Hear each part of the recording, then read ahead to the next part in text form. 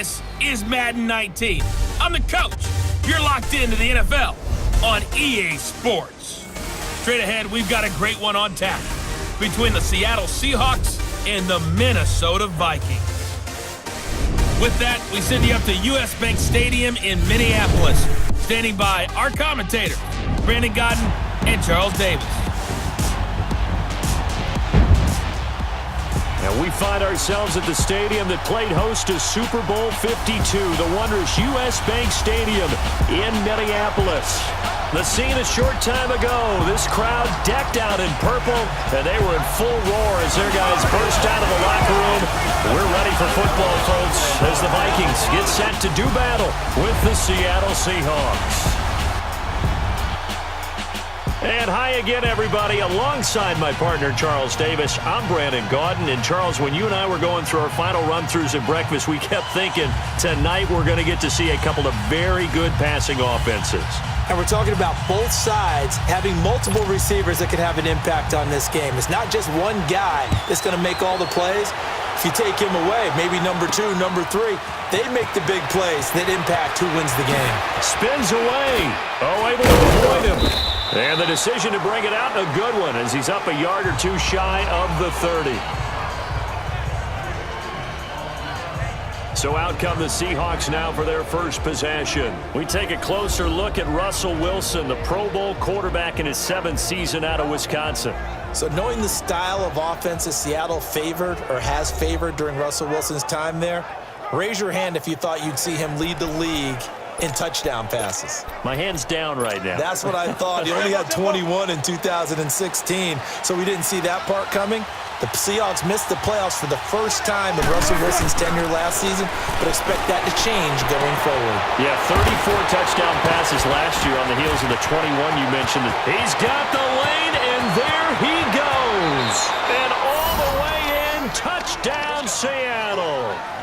Ed Dixon, 72 yards. And the Seahawks have taken a first-quarter lead. Charles, that was a heck of a play. It truly was, because when he made that catch, he had to shake through some people, right? So that play, to me, a highlight film that should be accompanied by bass music, right? I mean, boom, boom, boom, and he finds his way to the end zone. Terrific play.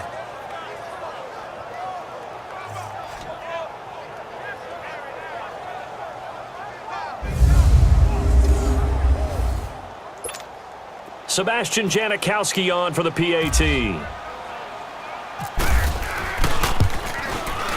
Janikowski good with the extra point, and that makes the score 7-0. And we can break that scoring drive down pretty easily. One play, long touchdown pass into the end zone.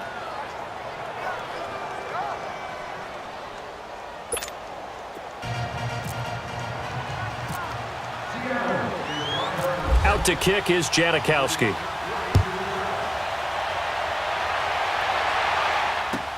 To return, here comes Marcus Sherrills. And not a bad return here. He gets it out to the 25-yard line. So here's the Viking offense making their way out. Bringing them out will be Kirk Cousins, born just outside of Chicago, played his college ball for the Spartans at Michigan State. I do hear some mild criticism of Kirk Cousins and his play the last few seasons in Washington, mainly because the team was just 24-23-1. But I also saw a quarterback with an offensive line that essentially introduced itself to each other in the huddle before the first snap. In Seattle, gets one of the best defenses in the NFL. Win that game with big plays late. This is a tough-minded, hard-nosed, gritty quarterback that tends to inspire a team to play better around him.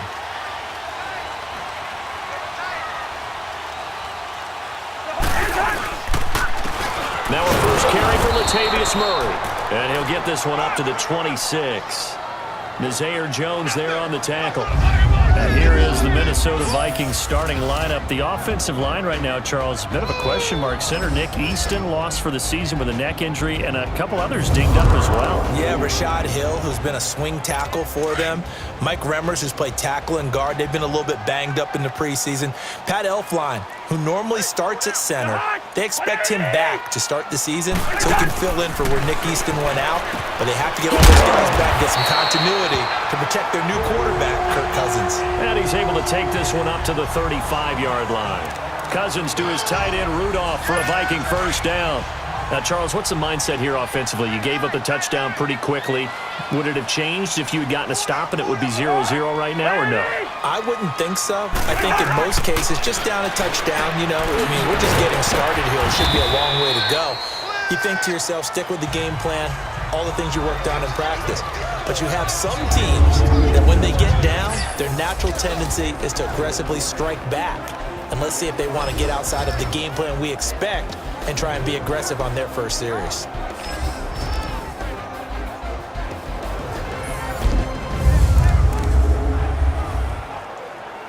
So 2nd and 8 here after the pass play for 2 yards on first down.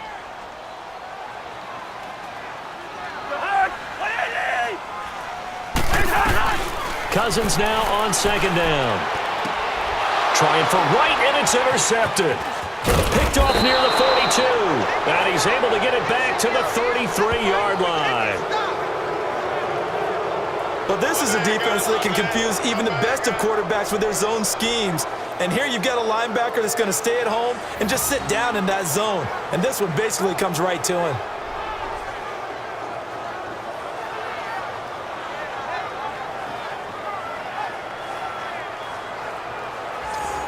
Here come the Seahawks now, set to take over on offense. And following that long touchdown pass, a one-play drive last time, let's see if the defense, you know they're ready. They don't want that to happen again.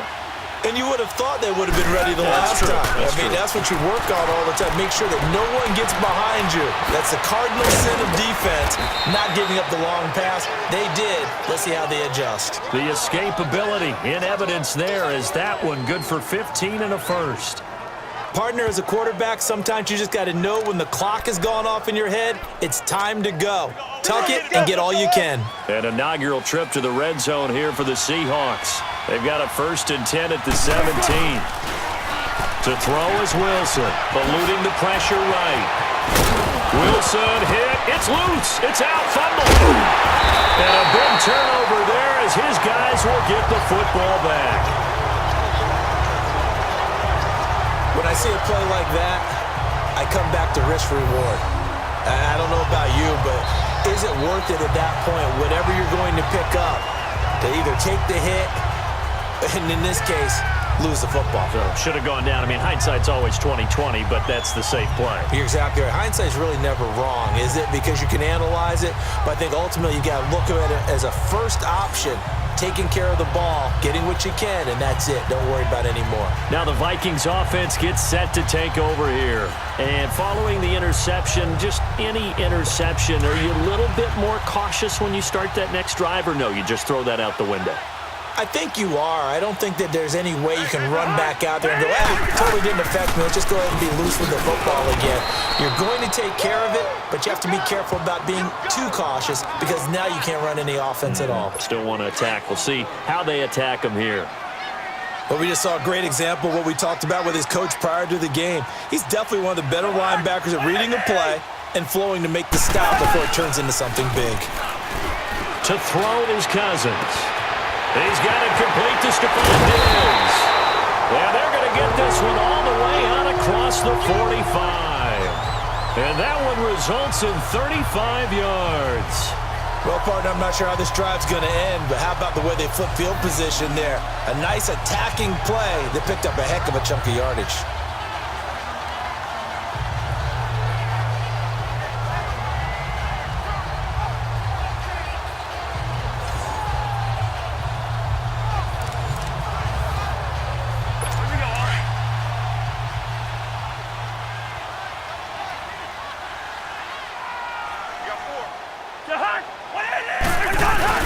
On first down, Murray. And no room to maneuver there. Give him a yard up to the 47. Well, we saw him there trying to get it to the outside, trying to get to the perimeter, but not a whole lot of room there. But there's got to be one positive to that. If you keep moving laterally, creases tend to develop as the game moves on, and they can run it back inside later. To throw, Cousins. He's got it complete to Diggs, right side. And he'll be taken down, but not before getting this inside the 30. A very solid gain of 27. And let's face it, that what we just saw there, not a surprise, is it? I mean, this is what he does well. And if you don't tackle him as soon as he catches the ball, this is the end result. Big yardage afterwards. Got the speed, the agility, so good with run after catch. And we're only in the first quarter, so they better get a wrangle and a hold on that quickly. Yeah, you're exactly right. And what's really difficult to try and defend him is if you want to press him so that you get him on the ground quickly after the catch, a lot of times he'll just run past you at the initial point of contact, and he'll go deep. So from Seahawk territory now, it's 1st and 10 at the 26-yard line. First down, here's the run with Cook. It's a pickup of 4, and it'll bring up 2nd down. I call that play a success. A nice inside run sets up a very manageable 2nd down, a very solid gain on that play.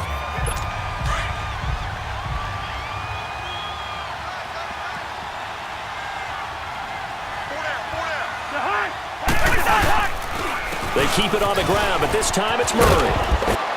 And he'll at least get him inside the red zone here, down to about the 19.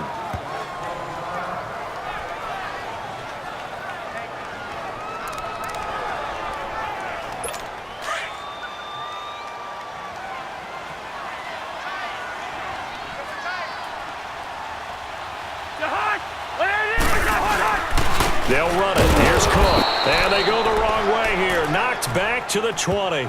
That'll make it 4th down after a loss of 1. I know when I was a kid, I always got real excited when I saw those lateral type runs. But the best backs that made it happen, they put a foot in the ground and just go. That didn't happen there. That play got swallowed up. The kick by Carlson is good. And they are on the board, but still trailing. It's 7-3. So chalk that down as an 8-play drive capped with a field goal. Yeah, as a friend of mine used to say, they were moving and grooving for a while, but they couldn't keep the momentum going enough to get a touchdown out of it. After the made field goal, Carlson now sets up to kick this away. On the return, the All-Pro 2 years ago, Tyler Lockett. And a nice return sets him up pretty good here at the 30-yard line.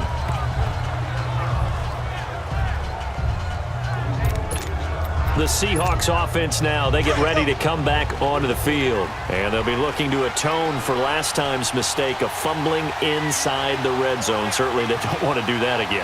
And so much emphasis placed on red zone offense. I mean, you have periods devoted in practice just for that because everyone knows how vital it is to put points on the board when you've entered that part of the field. And to come away with nothing, that's difficult for a team to handle. And difficult, and now we'll see if they can make it less difficult on themselves on this drive. They got 18 yards out of that one, and it gets them a new set of downs. Man, defensively, that hurts. They got him out of his rhythm. They had him hemmed in, but somehow he was able to tuck it away and get away for a gain.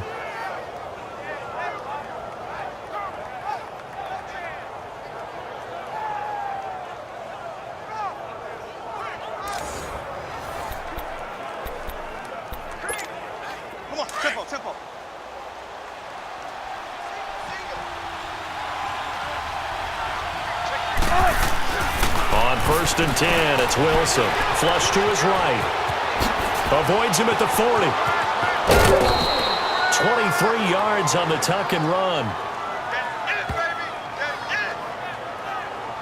Containing him is becoming a big problem. We've already seen this once earlier on this drive. Yeah, and so now 2 times this has happened. Do you adjust something? Yeah, I think you do. I think you got to start thinking about your rush lanes. Try not to either get too wide or too narrow. Make sure someone is there waiting for him to take off.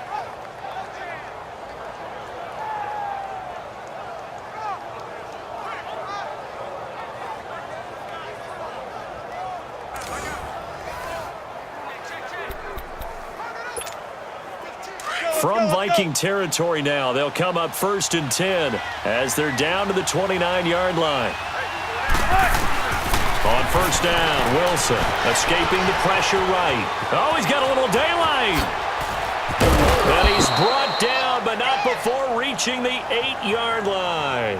Able to find a lot of empty space there, picking up the first down at a 21-yard gain. I think the last two plays really illustrate how difficult it is to game plan against this guy because you know he can throw the football, but how about his use of legs as well, what we call those broken plays? You can't account for them. Yeah, those plays, those two that you just mentioned, a microcosm really of how he can hurt you.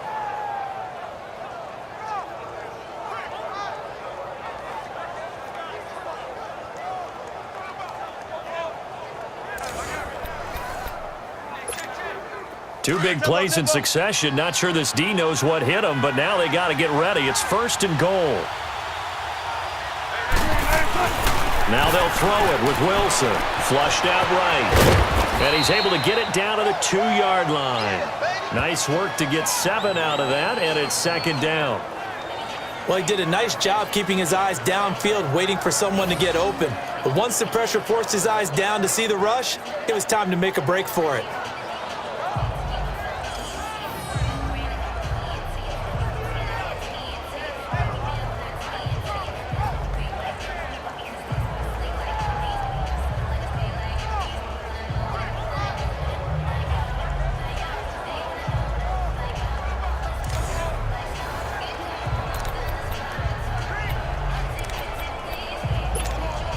Second and goal, and Penny standing by himself in the backfield.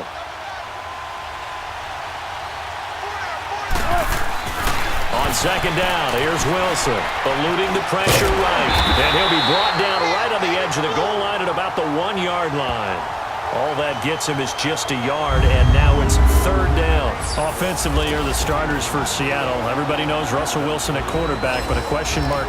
How about the 5 in front of him this year? How's that O-line looking? It shapes up well if everyone plays up to where they were drafted.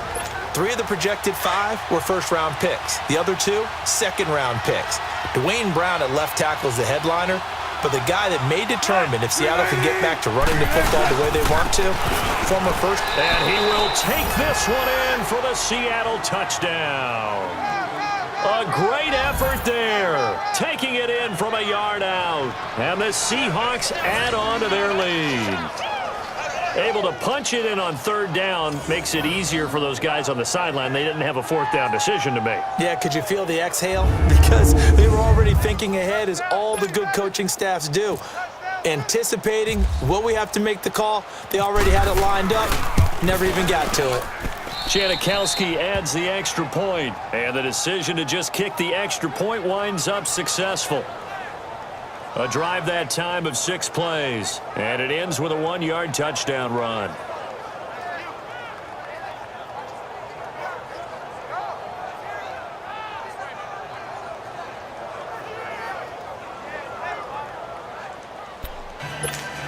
Well, not content with a first quarter lead, I guess. They're going to go onside kick.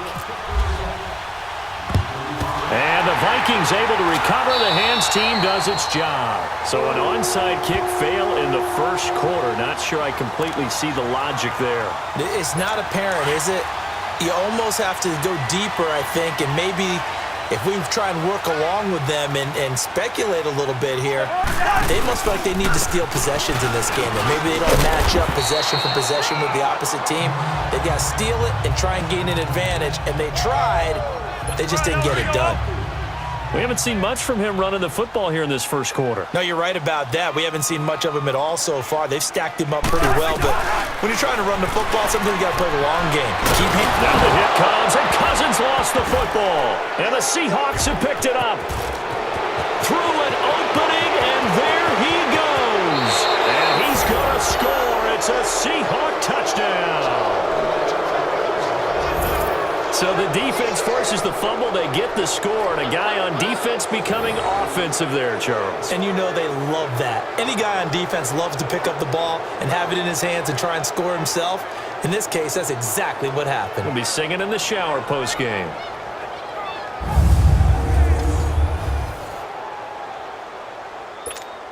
Janikowski on for the extra point.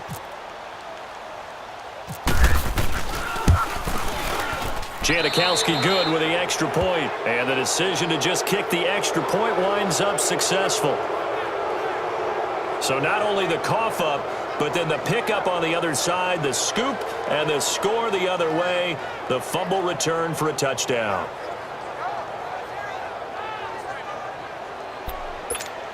Well, not content with a first quarter lead, I guess. They're going to go onside kick. And the Vikings able to recover. The hands team does its job. And that's why you have your hands team out there on the field. Those are the best guys ready to make that play.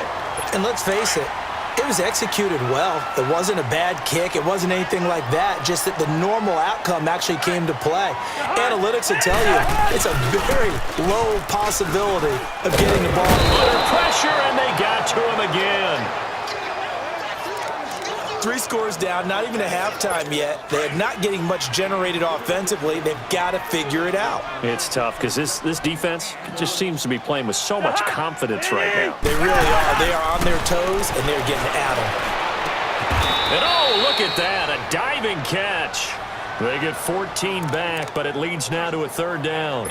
Well, partner, when you ask anyone other than your QB to throw the ball, you must have a lot of confidence, or you think you're really going to fake them out, and it looks like they did exactly that. They're going deep in the playbook, and a great grab on the other end.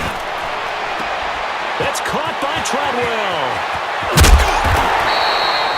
They're able to convert on 3rd down, and that sets up a 1st and goal. There will always be a place for methodically marching the ball downfield, but when you can pick it up in big chunks and strike like that, have explosive plays, that's often the difference in winning and losing. Those types of plays. He's got his man. It's taken in for a Viking touchdown. A great play there. A 2-yard touchdown grab. And the Vikings are able to close the gap just a bit. They went 5 wide in that offensive set, and racing going 3 wide's a big deal. To go 5, how about the way that they finish things off? Did you just fit a race car reference into the game? Zoom, zoom. How about the way that you play? When you go 5 wide, that means you're going fast now. Zoom, zoom indeed.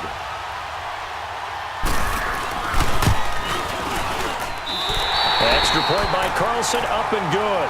And he makes the score 21-10. A drive there of just 4 plays. And it all culminates in a touchdown for Minnesota.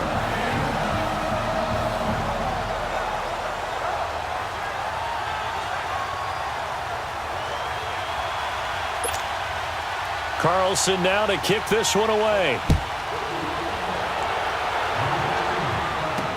This fielded a few yards into the end zone.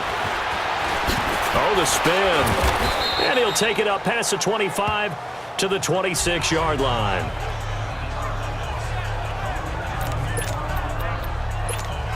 And out now come the Seahawks. And now last drive so successful with the ground game, ending in a touchdown. Do you stick with that formula? That would be the #1 thing. The Vikings after him, and they get there for the sack. Anthony Barr. Tough to handle on that blitz. He gets him for a loss of 5. Brandon, if I'm an offensive coordinator and I see an all-out rush like that, I file it away because I'm going to use their aggressiveness against them as this game goes on. I'm going to hit them with a screen soon. He's got the tight end, Vanette. And this one will go to the 28-yard line. The reception good for 7. It's 3rd down. An ex-teammate used to tell me all the time, I hate experienced quarterbacks because no matter what, you really can't hide what you're doing. And I think that right there, he knew right away where the blitz was coming from, where his primary guy was going to be, and he ended up going to a secondary target for a nice game. I was just going to ask you, that wasn't the primary target. He's so good at that, isn't he? I think he knew right away that he wasn't going to get to his primary guy. I think he read that as soon as he got to the line of scrimmage, knew where the pressure was going to come from, and said, I know how to beat that, and that's what he did. That's something you have to be aware of as a defense and have to find a way to account for him. And if you're not going to use a spy, you're telling your guys to keep your eyes on him because when he breaks out and makes plays like that, they can't get rid of it. He's taken down. Daniil Hunter able to get in there and drop him for a 2-yard loss. They'll come up after the sack on a 2nd and 12. On 2nd down, Wilson. And the pressure gets to him again. Everson Griffin in there to drop him, and sacks on 1st and 2nd downs are going to lead to a 3rd and long. He's going to run, but he's got a long way to go. And he'll be brought down right at the 45-yard line. The keeper good for only 4, and that's going to lead to a 4th down.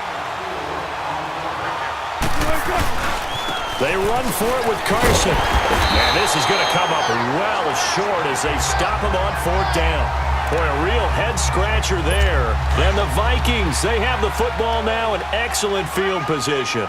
And, partner, I'm not really sure what in the world they were thinking on 4th and long there at this stage in the game. But do you think social media may be firing up a little bit right now? Oh, the coach is trending right now. All right, there's no doubt about it. People wonder what that decision was. But it takes me back to a number of years ago. A very successful coach in the league had told himself before a playoff game he was going to be aggressive. No matter what, he's going to be aggressive. And it ran his team into some real problems early, and they got upset in that playoff game. Let's see if this team can recover. Well, that's aggressive in capital letters with glitter, 7 underscores. I mean, that's the definition of aggressive. Yeah, you can almost hear the cheerleaders doing the be aggressive chant behind him, and he listened to it. On 3rd down, Cousins. It's complete to Diggs. The completion there winds up a wash, and it'll bring up 4th down. They dialed up the blitz on 3rd down, and your worry as a defense that they can hit you with a big play in that situation. Instead, the blitz pays off, able to rally to the football and make the play. And Quigley now on to punt as he sends this one away.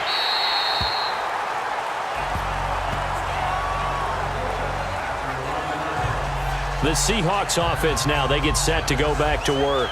And this offense last time turned it over, went for it on 4th, didn't get it. They're lucky, though, because no points against the team on the board, but we'll see how they respond. Yeah, they've got to get a lot of credit to their defensive teammates, don't they?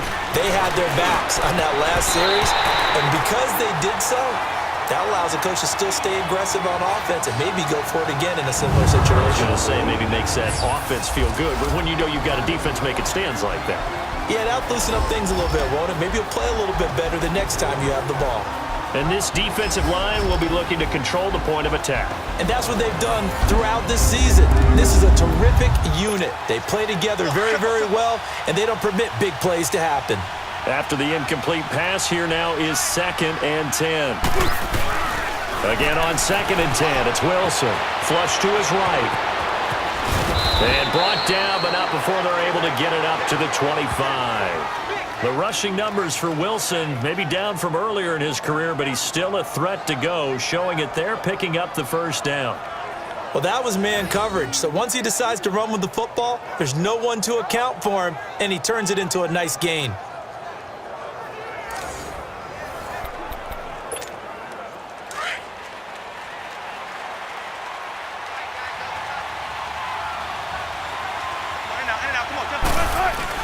Throwing now, Wilson on 1st down. And he's going to have to eat this one as down he goes.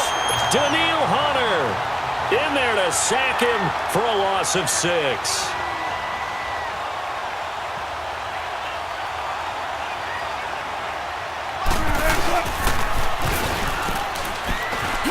And he's going to lose yardage here back to the 12-yard line. He went backwards 7 yards, setting up a tough 3rd down. Here's Rashad Penny, first carry for the former San Diego State Aztec. And he'll get this one up to about his 14. Give him a couple on the run as it brings up a 4th down. They'll run with Penny. And this doesn't end well at all as they stop him far behind the line to gain.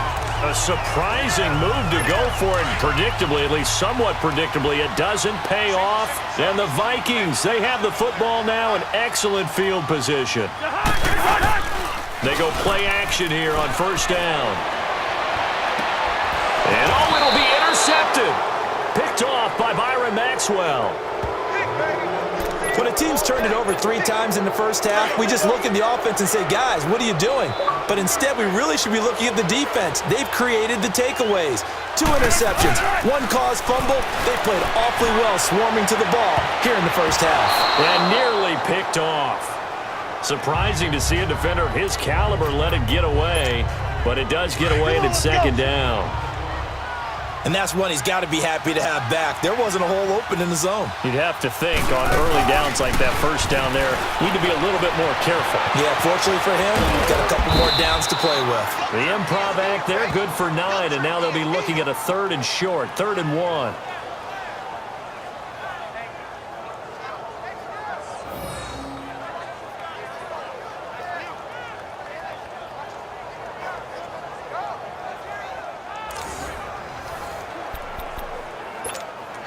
The Seahawks on 3rd down. They've hit 2 for 4 thus far. They need just a yard here. It's 3rd and 1. Here's Wilson. Escaping the pressure right. And he's got room. And they'll get it up just short of the 45 at the 44. Opted to run for it. The decision a good one. Picking up the first, getting 14 yards on the scramble. Now that definitely hurts because the mindset is getting a 3 and out there, and they don't get it done. They give up the scramble and a pickup for a first down.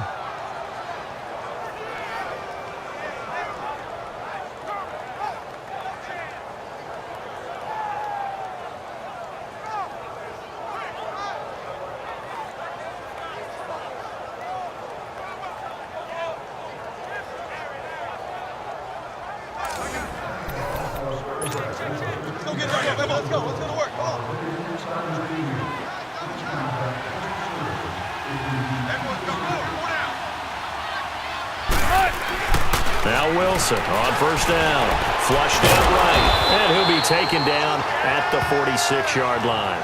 He'll get 3 yards on the scramble there at 2nd down. Looked at me like they adopted what my kindergarten teacher always said. If at first you don't succeed, try again. And finally, able to hold him in check. He'd been carving him up running the ball. That's the first time I think I've seen where the coverage was good downfield and they accounted for him and stopped him for a short pickup. Yeah, I don't think it was a big adjustment, but much more emphasis on making sure they knew where he was when he decided to take off and go. So they'll get a little extra time to come up with his 3rd down play as we've hit the end of quarter 1. It's the Seahawks on top here early. We're back to Minneapolis in just a moment. The NFL on EA Sports is fueled by Gatorade, the sports fuel company. Alongside my broadcast partner Charles Davis, Brandon Gaudin hits the Seahawks with a football to begin quarter number 2. They'll need to convert a 3rd and 7, though, to start things out. They head to the line facing a 3rd and 7 following the incompletion on 2nd down. On 3rd down, Wilson. And this is going to be incomplete. The former Pro Bowl linebacker Anthony Barr there to jar it free. Certainly looked like they were getting ready to convert there on 3rd down, but what an effort to get his hand on that one, knock it away, and brings up a 4th down decision. And the punt team on now as this one's sent away. Fair catch called for and made at the 16 or maybe the 17-yard line. It's just a 32-yard punt with no return. And the Vikings will take over here 1st and 10. And the Vikings now heading onto the field. And 2 interceptions already here in this first half. That's got to affect him a little bit, right? He's got to be thinking about it. He's got to be thinking about it, but most of the good ones, they find a way to put it aside. They're not happy about it by any stretch of the imagination. They find a way to put it aside and continue to play their game. Can he put it aside? Let's find out. And he'll be taken down, but not before he gets this football out shy of the 30 to the 29. I remember the first time I saw Dalvin Cook play in college. I was watching him on TV, called a scouting friend of mine and said, "Who is this guy? He's special." And he said, "Dude, you're watching a home run hitter on the field." Yeah, he was special in Tallahassee. Left Florida State an all-time leader in rushing yards and touchdowns. And they'll get it up just short of the 45 at the 44. And 15 yards there on the catch and run. Quarterbacks love slant routes because the receivers are breaking right into their line of vision, and receivers love them as well because they're getting the ball on the move and able to catch it and try and get upfield and gain additional yardage. Give, this is Cook, and he'll only get a yard, maybe 2, up to the 46. I know the scouting report on him is that he doesn't possess the eye discipline to be an elite linebacker, and what that means is his ability to read, react, and make a play. But on that one, he looked like one of those guys. And he'll be taken down just shy of midfield after a gain of about 4. On any running play that's called, they're always hoping that it's going to break big and go the distance. But when you get a nice game like that, you're able to do so many things anyway. You can come back and run essentially the same play again, continue to move the ball on the ground, or you can decide to throw the ball now because usually you have the defense back on its heels. Now a third down throw, but it misses the target, incomplete. Right up to that point, I was about to say he's had a pretty good half catching the football, but let's just be honest about it. He should have caught that one. And he knows that. That was one right in his breadbasket and one he normally catches.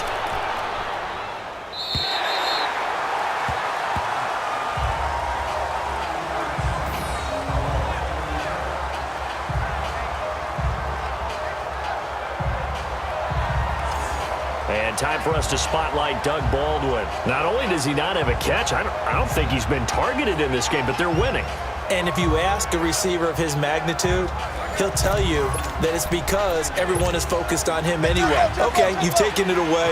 No catches, no targets, but we're still winning. I've opened things up for the rest of my team. I know how receivers think. They've been using him as a decoy, and effectively so. And Dixon over the middle. And they're going to get this one up past the 25. A really nice gain of 25 yards. And when you're playing a quarterback with some experience and some moxie, you enter the danger zone when you decide to blitz him, because if he's able to diagnose as he did on that play, he can hurt you downfield. He reads defenses so well, doesn't he? He really does, and the best part about that play for him, I don't think that was his primary target. I don't think so either. I think he had the read, figured out where the blitz was coming from, and went to a secondary target for a really nice gain. Well, throw on first down with Wilson. Pressure coming from the Vikings, and they get there and bring him down. Daniil Hunter in there to drop him for his second sack now here tonight. The amount of sacks that they've absorbed in this game is absolutely extraordinary. Let's just face it. This offensive line, flat out, cannot handle this pass rush. It's been demonstrated time and time again.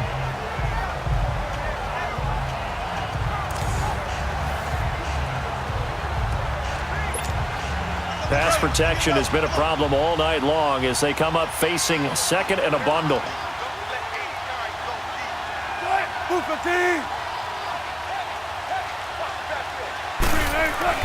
Now Wilson on second down. And the tight end Dixon left side. And they're able to get this one across the 35. He's got the first down. He's got a big game going right now. Already over 100 yards receiving in this first half alone. So in the second quarter, he's already up over 100 yards receiving now. And isn't 100 the magic number for a really good game for a receiver? So he got a chance to really shatter that and have a profound effect on this game.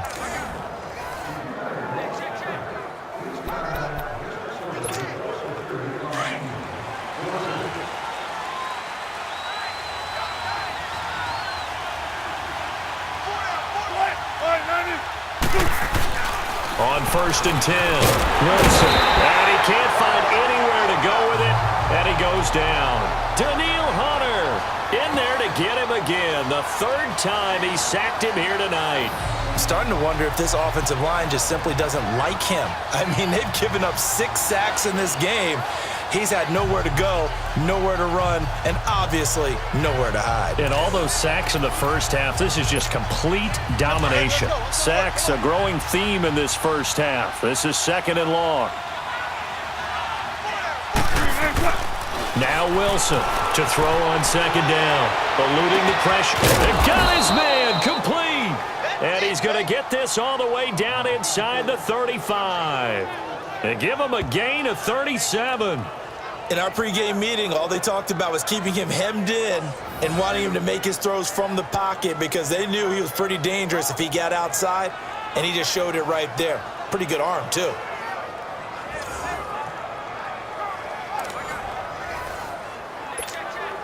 From Viking territory now, they'll come up first and 10 at the 34.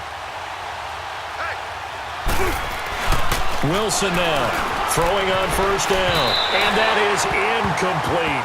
He was going for the tight end, Nick Vanette, and it's second down. I think he's a little trigger happy right there, and it turned into an ill-advised throw into their zone. Well, we know he has confidence. He'll throw it any place, anytime, anywhere. That time it fell incomplete. 2nd and 10. It's Wilson again. He's going to rifle one deep left side. And both guys were there, but it falls incomplete. This secondary has been roasted in this first half, but they get a measure of revenge there. Nice play on the deep ball. Yeah, they're going to need a few more plays like that in order to get their confidence fully back, but that's one step in the proper direction. To throw on 3rd down, Wilson. And that will be incomplete as well. There to knock that one away defensively, Eric Kendricks. Not only was the call spot on, how about the execution of that defense right there? Zone was absolutely locked up tight. He was trying to force it in there on 3rd down. But if there's a time to force it, he felt like he needed to make a play, right? Yeah, exactly right. 3rd down, you got to try and find something. There's nothing available there for him. That's running out of steam, and it won't get there. He left it just short.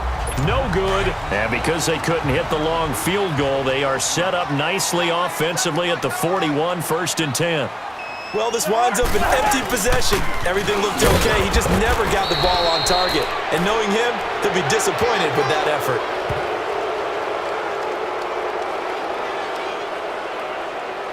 Holding offense. That hold coming from the middle of the line to center. And it's difficult for him because sometimes you've got people right over you, and as soon as you snap it, trying to get your hands up and block them, you can be a little bit late getting it done. Cook following the penalty. And this has been a recurring theme tonight for sure. Nowhere to run. Back to the line of scrimmage, that's all. No gain on the play. It'll be 2nd down. As usual, the hallmark of a good run defense, linebackers making plays near the line of scrimmage. Absolutely nowhere to run there. They run it again with Cook. And he'll get this only up to about the 35. And Justin Coleman brings him down. I do know from experience that when you slow down someone's running game, you're now doing the dictating on defense. And guess what? Now you're getting ready to tee off on their quarterback because they have to throw it all the time. But you still have to be alert for the draws and other plays of that nature to make sure you don't get hurt. Cousins to throw it. And he's able to find Diggs. And oh, so close as he takes it all the way to the 2-yard line. They're able to convert on 3rd down, and that sets up a 1st and goal.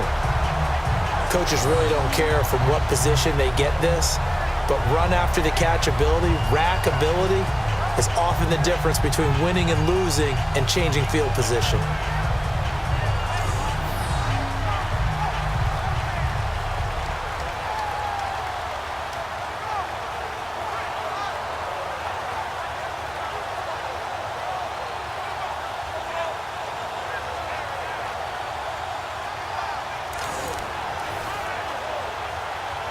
First and goal, and they got to be thinking a chance to get right back into this football game.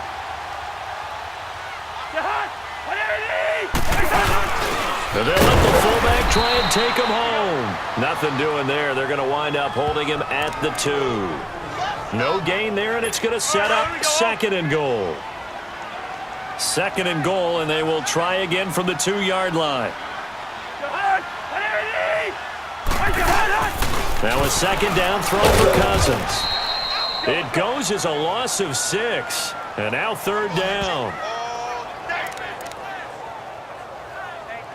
The Vikings on 3rd down. 2 for 5 to this point. This is 3rd and goal. Play fake. Cousins. Now the pressure gets there, and he goes down just inside the 20 at the 19. The former first-rounder, Barkevious Mingo.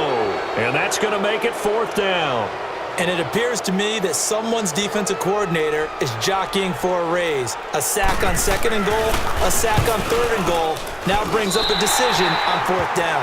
Carlson able to put this one through. And that'll make this an 8-point game. No problems in the field goal department so far. He's 2 for 2. Pretty reliable here in this game, isn't he? And to me, that bodes well for them. If they need him late in the game, his confidence should be sky high. And he'll take this across the 25, couple extra yards, up to the 27-yard line.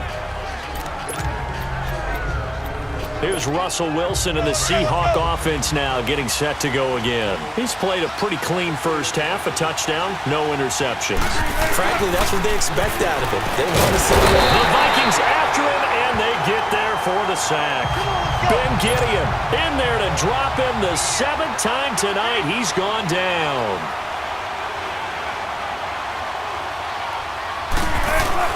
To throw is Wilson. Looking to throw on 2nd down.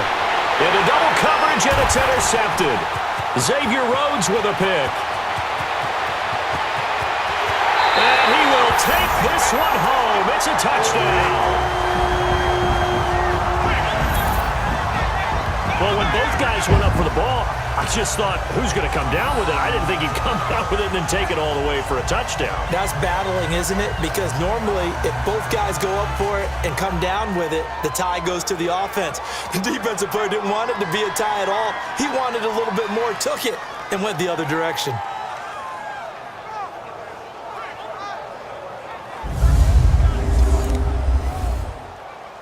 Carlson now to add the extra point. Extra point by Carlson, up and good. And this is now a 1-point game.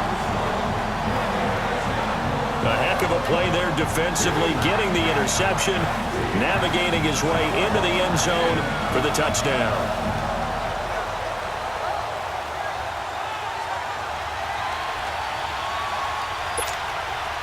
So they'll get another shot on offense following that pick 6. And now the kick is away. Tyler Lockett now with a return. And he's up across the 25 and down at the 28-yard line.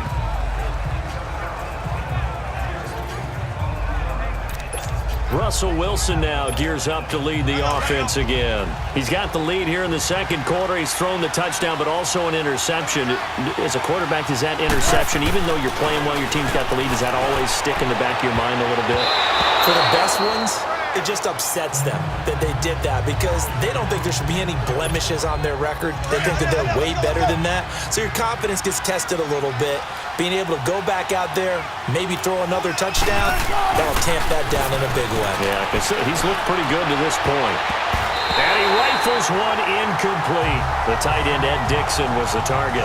And it'll bring up 3rd down. My man's getting a little loose with the football there, right? Interception before, almost had one here. He's got to start taking better care of it. Yeah, really should have been back-to-back drives with interceptions. He's lucky there. Wilson to throw on 3rd down. He's going to rifle one deep left side. And he can't come up with a pick. Nearly his 2nd of the game. Instead, 4th down. I don't know. He had to be pretty quick with his fingers to start and stop after the ball hit the ground. I'm giving him some credit. Well, I'm thinking about the mental focus, you know? Yeah. The mental focus. Yeah, that's true. Got to stay with it. That's true. Sherrill's to return it. That'll be put in the books as a 53-yard punt. And possession will switch hands, 1st and 10.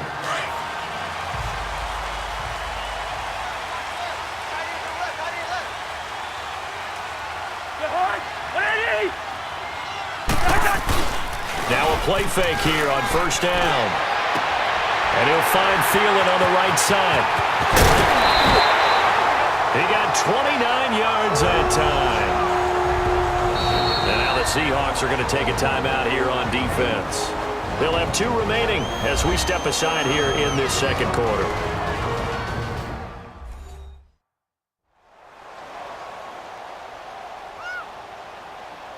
All right, so the timeout over and all 11 men back out onto the field for the defense.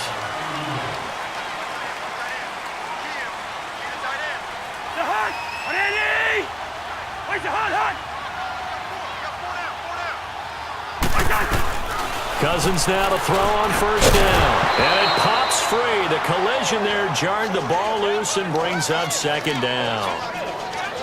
Well, CD, regular season inching closer. You know, looking at the ledger of the games, we'll just stick with the NFC right now, but it starts with a bang, Atlanta at Philly on the 6th. How about the last 2 teams to represent the NFC in the Super Bowl head-to-head to start the season?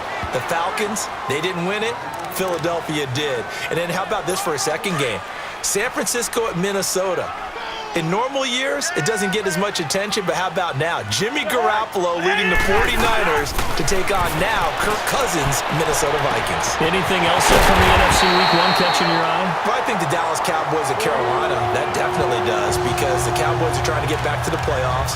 Dak Prescott, full season of Ezekiel Elliott, and, of course, number one, the big man, Cam Newton, will welcome them to Charlotte. And to finish things off, the last game of the season openers, the Los Angeles Rams, last year's revelation, taking on John Gruden's Oakland Raiders. How about that? And now a throw on first down there, but it's incomplete. And he just throws this one away.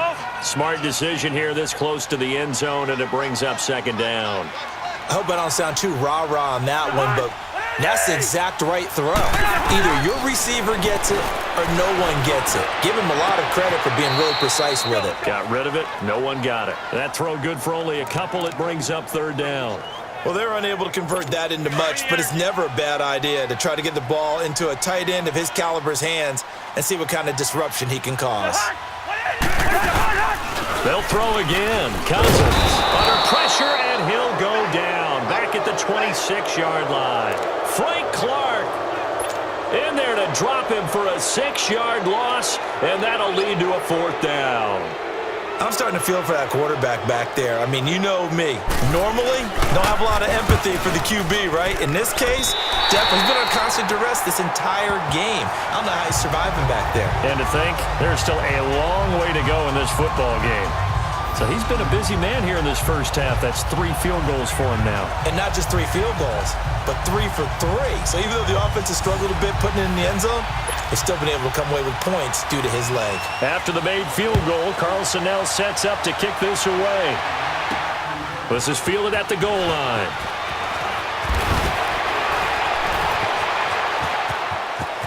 And he's got some space here.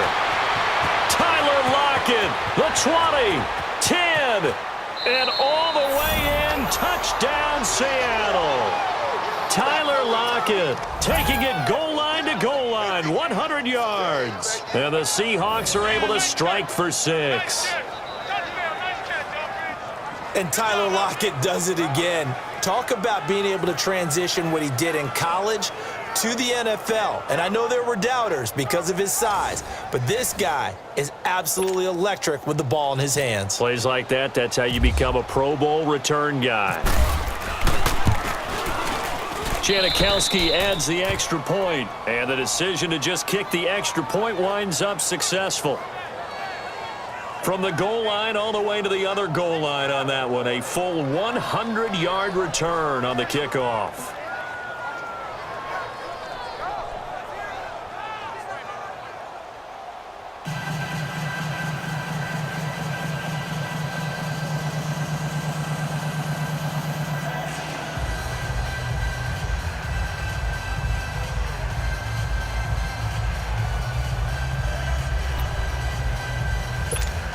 Boy, I guess they're going to keep trying to put the pedal to the metal here. They're going to try an onside kick.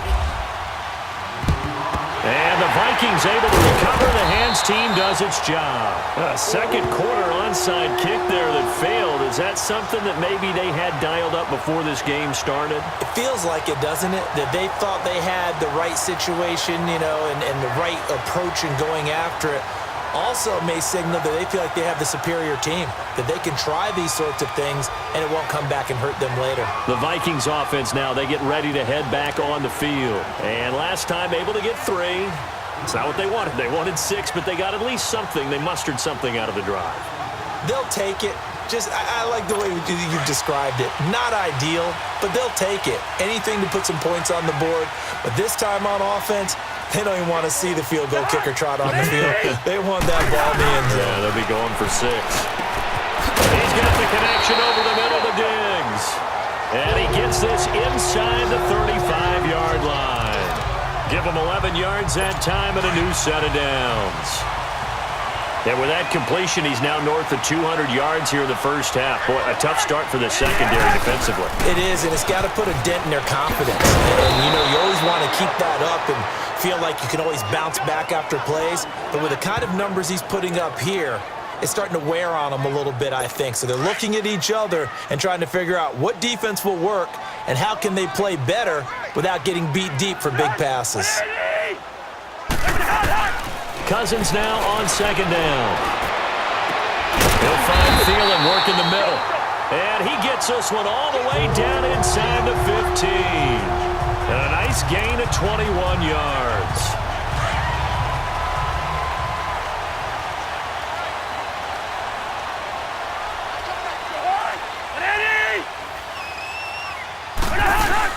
They'll run it now out of the gun. And he'll get about 3 just outside the 10, snapped at the 11. But that call makes sense because they've been throwing it well on this drive, and once again they show passing formation, showing the shotgun. Then they ran out of it. That's a nice play by them defensively, though, to hold it to a short gain. On second down, Cook. And he'll find his way down inside the 10 to the 9-yard line. Call it a gain of a couple, and that's going to leave him with a 3rd and about 5. The Vikings on 3rd down. They've converted 3 times in 8 chances. This will be 3rd and 5. Working out of the gun, Cousins. Oh, it's a touchdown if he holds on. Instead, it's 4th down. Well, those two have hooked up for a touchdown once already in this game, that time unable to find the completion. Yeah, it just appeared they wanted to get him out into open space and try and get him the football. As you mentioned, unable to connect. The kick by Carlson is good, and that will cut the lead down to just 2. That drive took him inside the 10. Good job defensively to hold him to 3. Yeah, I like how you did that. Give a little tip of the cap to the stop troops there because they didn't give up a touchdown in that situation, right? Made them kick the field goal. And, yeah, points went against them, but that feels a whole lot better running off the field. Lockett the return. Oh, a heck of a move. Man. And a nice return sets him up pretty good here at the 30-yard line. Doug Baldwin and company getting ready to go again on offense. Second quarter, a guy like him, no catches, so that's the surprising part, but they're winning, so maybe they've been able to do some other things effectively, I guess. And they found other ways, haven't they? Because the receivers would tell you, offense needs to run through us, but they're managing to get it done in this ball game without having to actually do that. I wouldn't expect them to stay silent for the rest of the game. Yeah, you get into a double team, and it's intercepted. Picked off by Harrison Smith. And he will take this one home. It's a touchdown. Yes, the old tip drill works to perfection there. You're bringing back great memories. Used to love that drill. And a lot of times in practice, you work on it, not just one tip, but multiple tips, just in case the ball stays in the air for a while, to have an awareness and the ability to go up and grab it, and then you want to get some blocking support and end up in the opposite end zone. In that tip drill, what do you yell? For us, it was Oski. Okay, Oski was an things interception. For different teams. Different teams have different ways of doing it. I've heard bingo, jackpot. The worst I ever heard, though, was Frankenstein. You don't want it to be a three-syllable word. Yeah. You want to get it right down and go. Oski is really the preferred word. Oski. Extra point by Carlson, up and good. And the lead is up to 5. So they throw the pick 6. They'll get another shot at it now as this one's in the air. Lockett the return. And he'll get it up past the 20 to the 22-yard line.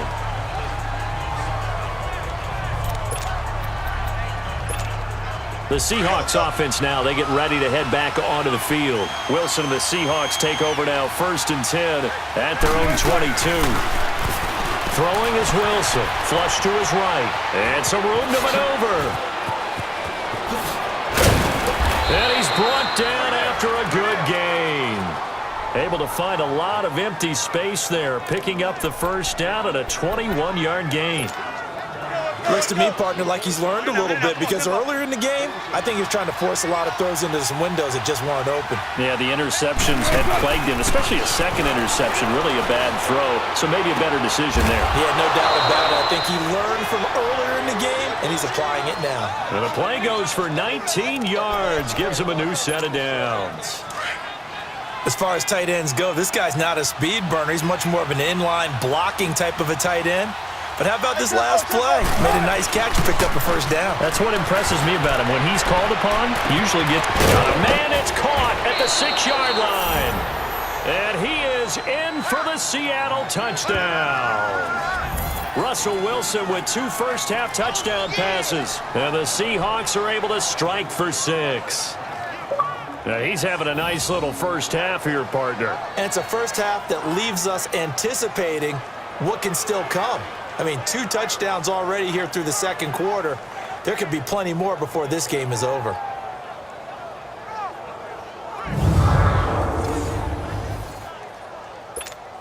Janikowski now for the point after.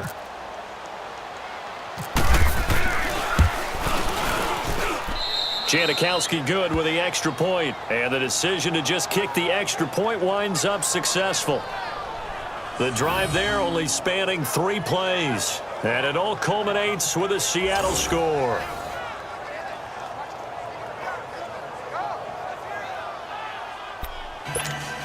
Boy, I guess they're going to keep trying to put the pedal to the metal here. They're going to try an onside kick. And the Vikings able to recover. The hands team does its job. The risk-reward of the onside kick, when you don't get it, the risk comes out to play, and here they gave up great field position. And that's the key to everything, because you're trying your best to press advantages when you have them, and field position leads you to that type of play calling, and whether you want to blitz or whether you want to throw the ball deep, those types of things. Now that they've given up that type of field position, the advantage is switched to their opponent. Just a yard on the first down carry, so it's 2nd and 9.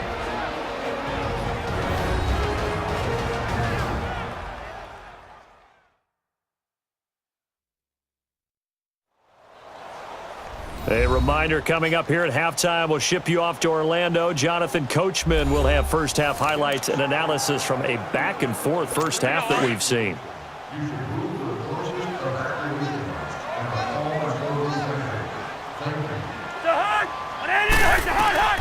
Second down, Cousins. Toward the left sideline, but it's incomplete. Kendall Wright, the intended target, and it's 3rd down. Had the right idea there, trying to throw it to the sideline, but he led him just a little bit too much, trying to get it out to his receiver. Ends up falling to the ground, incomplete.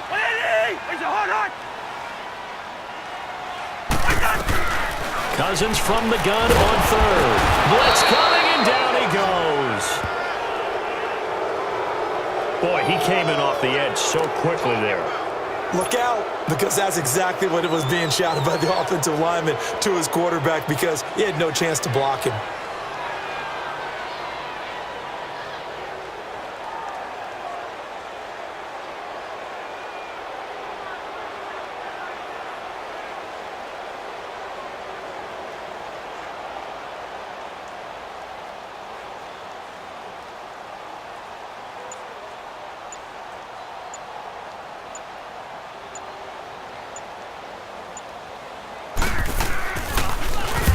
He's been a busy man here in this first half as he gets it away. And not what he was hoping for there, as this will hit in the end zone for a touchback. The Seattle offense now set to come back out on the field. They're starting to pull away with this one. Early on that first quarter, they didn't look so great offensively. What has changed? Sometimes it's just a matter of doing what you plan to do better. Sometimes you just put that all together and you execute. Other times, it's just a simple adjustment in your game plan, finding a spot that maybe was a little weaker than maybe you thought, and going to that. So many different things, so many different ways, but right now, you got to like what they're doing. They have put distance between themselves and their opponent. Looking to add on here in the second quarter. And we are back here. I'm Brandon Gaunt alongside Charles Davis, so the offense takes a timeout, and now we're set to get going.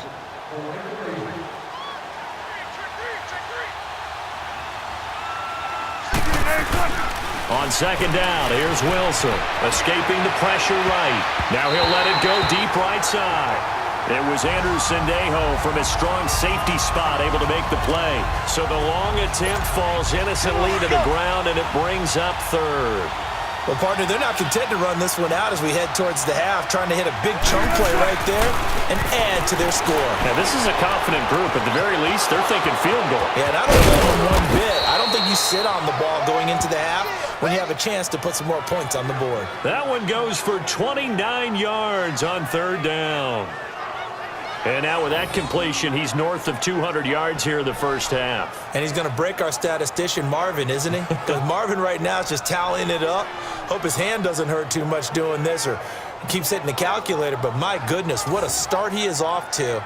By the end of this game, he could have monster numbers. He just wants to continue to be accurate.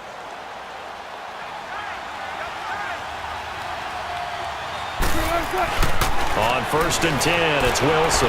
Flushed out right. Room here to run. And they'll be inside the 35 now at the 34-yard line. Now before this second down play, we'll get whistles and a timeout, as the clock will stop with 20 seconds to go in the first half.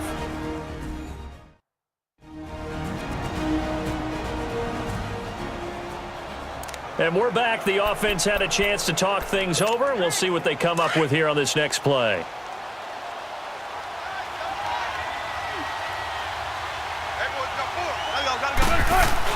On second down, Wilson eluding the pressure right. Able to fight through one tackle. And he'll be brought down at the 27-yard line. Give him 7 on the tuck and run, and it'll get him a new set of downs.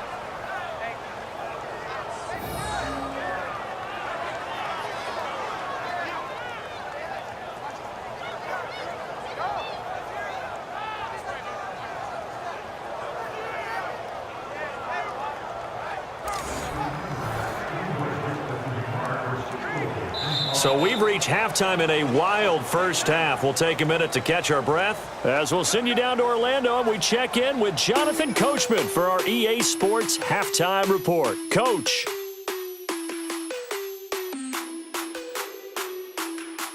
Okay, Brandon, thanks very much, and welcome everyone to this abridged version of the EA Sports Halftime Report. We want to remind you that new this year in regular season games, I'll take you around the NFL and give you stats and scores from games in progress, as well as look back at games that have already been completed.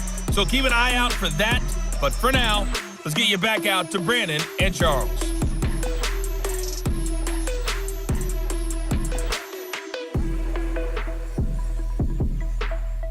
All right, Coach, thank you, and we welcome everyone back for quarter number 3.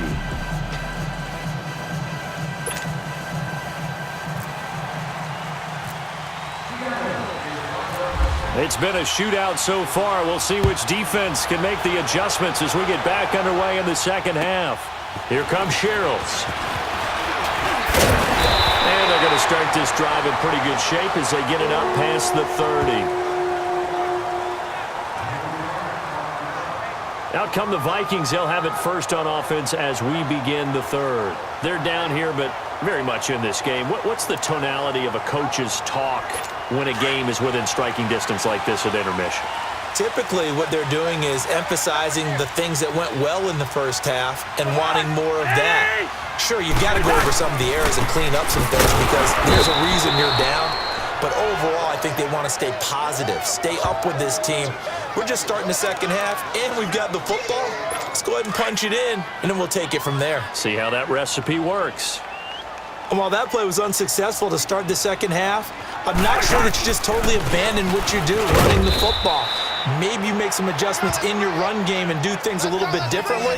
That doesn't necessarily mean you just go to the pass and do nothing else.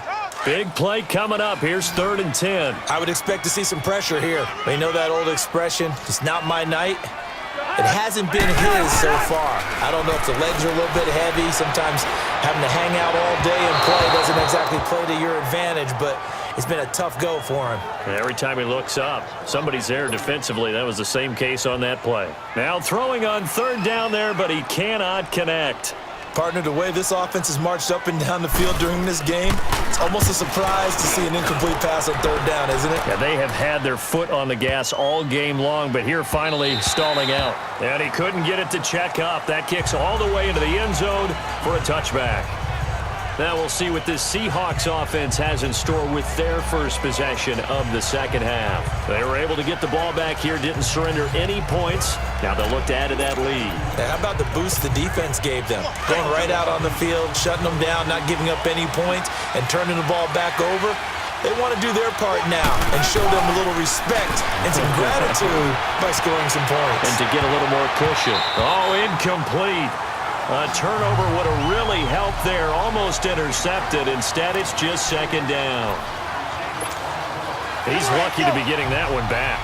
After what they've done with him all day long, with all the targets trying to go after him, he's obviously gotten smart, and his pride has kicked in. Made a terrific play. He's going to air this out for Baldwin. And he almost had it defensively. could have been a game changer there in this second half. Instead, it's third down. I know that interception was dropped, and it would have been their third of the game, and I will guarantee you, in the huddle, on the bench, all the defensive guys have been talking about is, we got this guy right where we want him. Who's going to get the next one? It almost becomes a challenge, and they've missed a golden opportunity. Now yet another incompletion here as they fail to connect on third. You can tell they were hoping for a flag there offensively. Several on the sideline motioning. Hey, why not a penalty? Why not a penalty? What did you see? Yeah, I think you've got to let them play, and the officials are instructed. If there's contact coming from both sides, no flag. Let them fight it out. And forces fourth down. And this is going to be incomplete. Boy, a real head-scratcher there. And now possession's going to go over with a football at the 20-yard line. I don't know why you would do that. It's almost guaranteed points the other way. I mean, I get it if it's a late-game situation, maybe even fourth and inches. But boy, that's a huge risk to take. Yeah, now they're set up in prime position going the other way. It's a nice pickup at 12 yards, and it gives them a first and goal. And with that last play, he's now up over that 300-yard mark. And in today's NFL, it almost feels routine. And I hate that when you talk about a 300-yard passing game. To me, 300 yards still signifies excellence, and he's achieved that in this performance. It's a loss of a yard there, and now second down. An interesting and intriguing decision there defensively because they kept extra DBs on the field despite seeing the multiple tight end look that came out for the offense. I thought they were going to switch out of it. I didn't know if they felt they didn't have time or what the case was. Well, in any event, the extra speed allowed for great penetration as they stuffed that one behind the line of scrimmage. So stuff for no gain on second down brings up a pretty interesting third from this distance. I'm throwing the ball, and I'm not even thinking about play pass. I'm going to let them know right away I'm throwing it. I'm probably giving my quarterback some room, sprint him out to one side or the other, and give him an opportunity. If it breaks down, he can take off and run for it. Let's give this defense some credit now. They let the guys get downfield. But when push came to shove, they stood their ground. Now they'll likely force the field. Oh, they get to the football. It's blocked. It's picked up. A live ball here, remember. One universal in football, when it's a kicking situation, all right, you're kicking a field goal, an extra point, you're punting, you never want to hear a second thud. That means the block has occurred. Imagine being the guys on the bench right now, the defensive unit. They thought they were going to get a cushion when they went back out on the field. That's no longer there. They had the chance to take a second-half lead, but the special teams unit, they said, not on our watch. Space to maneuver at the 40, and all the way up to the 46. Able to find a lot of empty space there, picking up the first down at a 21-yard gain. He's starting to fall into the category of not fair, because when he's on target throwing the ball, he's dangerous. But when you add in his ability to make plays with his feet, almost impossible. Yeah, exactly. They've had trouble stopping him in the secondary. This time they've got the great coverage. Oh, he can run too. Now, meanwhile, a pass that should have been intercepted, but it winds up falling incomplete. He's got to be kicking himself right there. His team's already picked off 2 passes. That would have been the 3rd in the game. And, boy, they've really played well attacking the football. 2nd and 10 now. Wilson. And that's incomplete. Trey Wayne's the Michigan State man right there in coverage.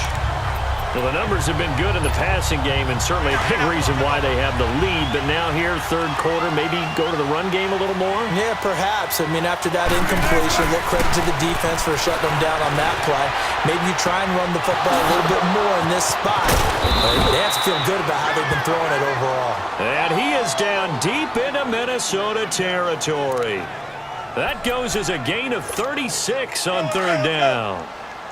Looked like the defense put pretty good pressure on him, but he's able to flush out to his right to try and evade people. On the run, had to get on his horse. Wilson hit. It's loose. It's out. Fumble. And the Vikings pick up the football. And he's able to take this one back to the 36-yard line.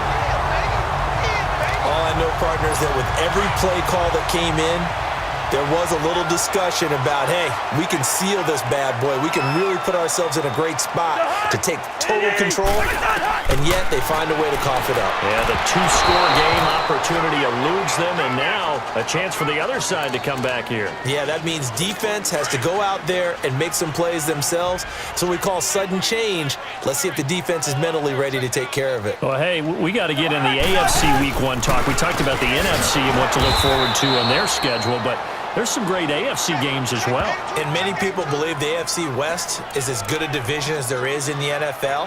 How about this for an opener? The Kansas City Chiefs headed to take on the Los Angeles Chargers. Patrick Mahomes, the new quarterback for KC, has to deal with the pass rush of Joey Bosa and Melvin Ingram of the Los Angeles Chargers. And the second one that catches my eye is Houston at New England. The Texans always trying to measure themselves against the Patriots.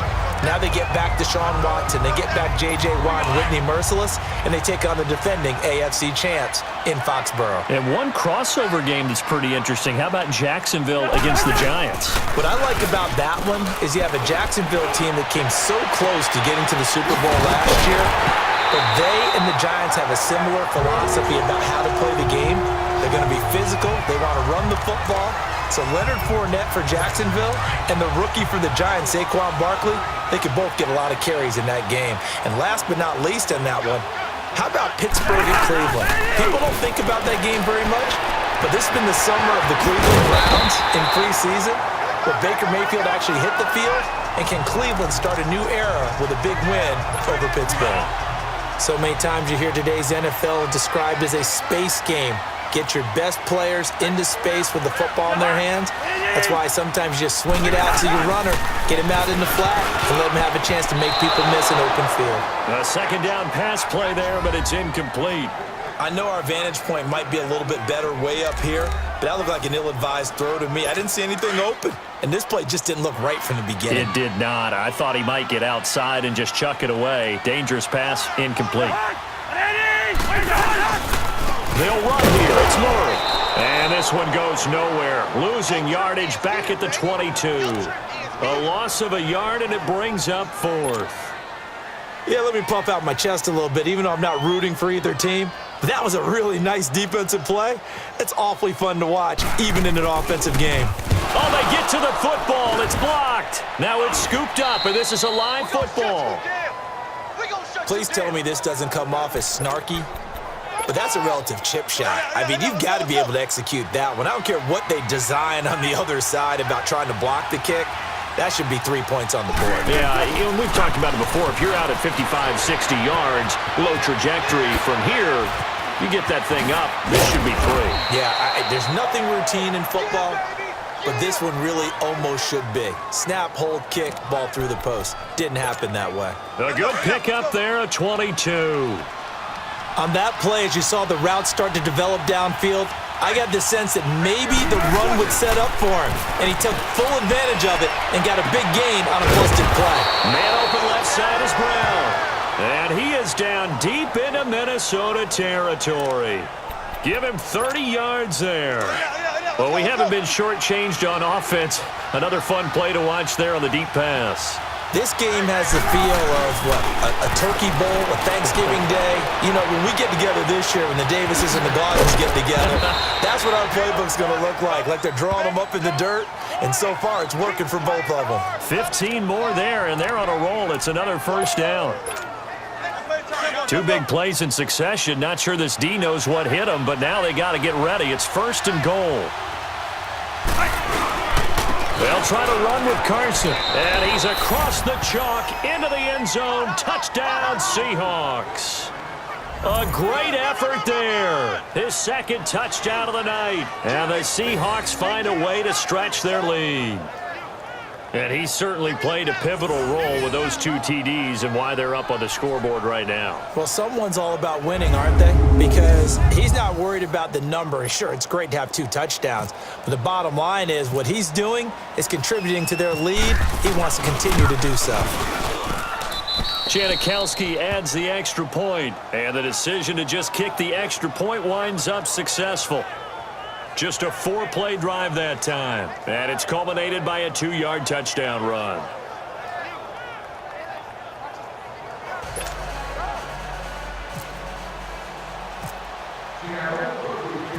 Out to kick is Janikowski.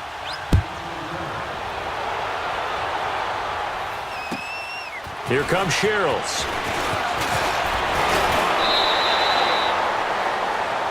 Here comes Kirk Cousins now to lead his offense back out there. So, Charles, there are the numbers. What's happened here? Defensive adjustments that's caused him to sort of fall off a bit? I think so. That has to happen. You've got to make some changes because in the first half, they were pretty effective. But the second part is sometimes when you're doing really well, you get off your game a little bit. You get off the gas a little. You're like, okay, we've got this thing. And that's not necessarily the case. Maybe right now, someone just needs to tell a joke in the huddle, loosen things up, and get their big guy going again. They tried a quick hitter inside, but that one was swallowed up because what they're hoping, those big defensive linemen will take the bait and move laterally and open up a crease that they can run through. Didn't happen on that play. And he's just going to get rid of this thing. To no one here, he throws it away, and now it's third.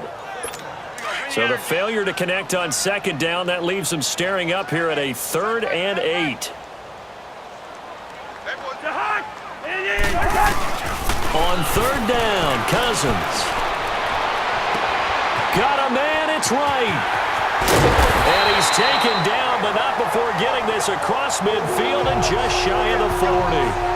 A gain of 26 on the 3rd down conversion. Partner, this is one of the best routes anyone can have in their offensive playbook. Tough to defend because you think it's a go route, and then he breaks it back on the comeback. There's one other thing you need as well. A well-thrown ball. Exactly right. You have a guy who has some precision in throwing the football because of the timing of the route. That's going to go as a loss of 2, and it'll be 2nd down. He has elite instincts from his linebacker spot. He's able to diagnose the run and flies in like a missile to stop that one behind the line of scrimmage. From the shotgun, it's Cousins. Wide open receiver complete. And he gets it down to the 32. They'll wind up getting 10 back as that sets him up for 3rd down. In today's football, where receivers break tackles, make people miss, get upfield for the extra yardage, when you see a play like that where it's caught and he's dropped on the spot, that's a big-time play by the defense. Now Cook, and he maybe makes it back to the line of scrimmage. That's it. Call it no gain that time, and they're going to be left looking up at a 4th and 1. Well, he didn't make headway on that one, but he's had plenty of carries all night long. I just wonder if maybe he's a little bit tired from tilting the rock that much. Carlson able to put this one through, and that'll move him back within 6 now. So yet another field goal to end a drive. That has been a very common theme. He's now hit 5 of them in this game. Yeah, Brandon, as an offense, you hate that you've had to call on your kicker so often, but you have to love the fact that time and time again, he's come through. After the made field goal, Carlson now sets up to kick this away. Lockett the return. Oh, he shifts past him. And he'll take it past the 25 and up to the 28-yard line.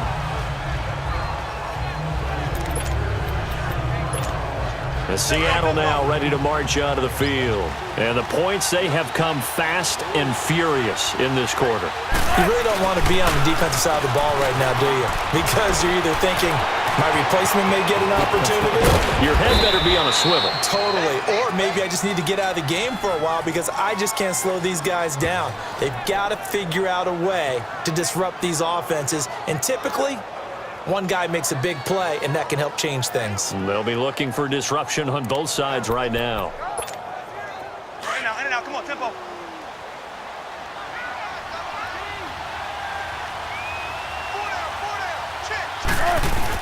Now Wilson on 1st down.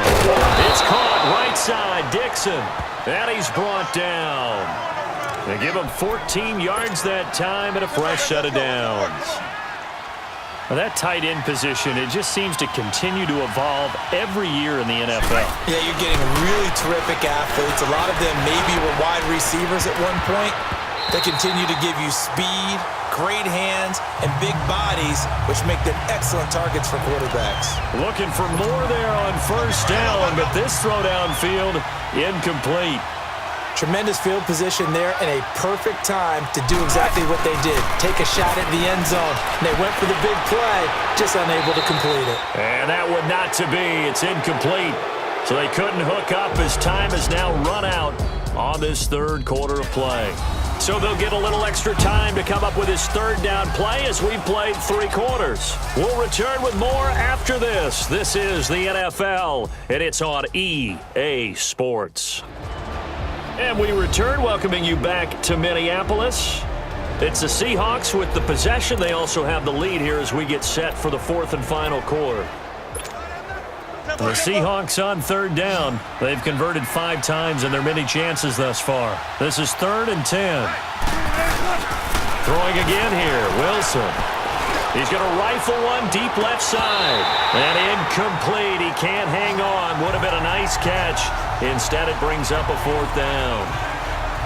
There's definitely contact there, but it's the 4th quarter of a kind of tight game, and sometimes the officials just say, let them play. Kind of like your mom used to, you and your brothers, just take the broom to you and send you out to the backyard and tell you to settle it yourselves. I like that, yeah. There was contact. I don't know, like you said, enough to warrant the flag. It was close, though.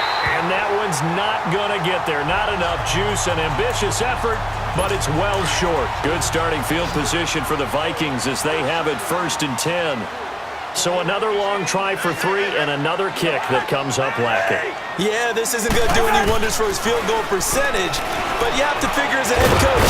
Pressure comes. He's taken down by the Seahawk defense. Nazir Jones getting in there from his defensive tackle spot to snow him under for a loss of 4. My man, it's been a rough night for that offensive line, and it's only getting rougher. 5 sacks now that they've given up in this contest so far. It feels like the witching hour out here, doesn't it? Okay, stupid question. What's the witching hour? Yeah, the witching hour. That's when everything goes haywire late at night. 6 yards is the pickup, and that'll lead to a 3rd down. Not a big window to throw. Coverage wasn't too bad there. Yeah, they had him under wraps pretty well, but somehow able to muscle his way open and catch the ball. On play action, Cousins.